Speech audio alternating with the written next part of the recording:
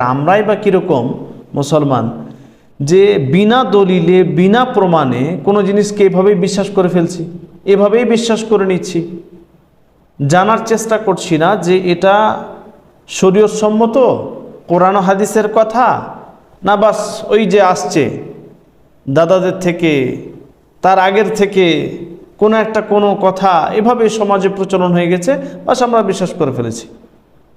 এটা একটি সামাজিক একদম জঘন্যতম কুসংস্কার। আমরা অনেকে এটাই বিশ্বাস করি।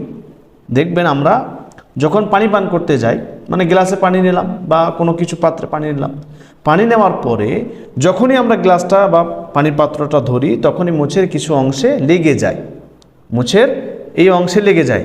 এবার ভাবি আমরা কি যে এই অংশে যে পানিটা লেগে গেল সেটা যদি মুখে ঢুকে যায় তাহলে সেই কাতরা বা সেই অংশটা হারাম হয়ে যায়।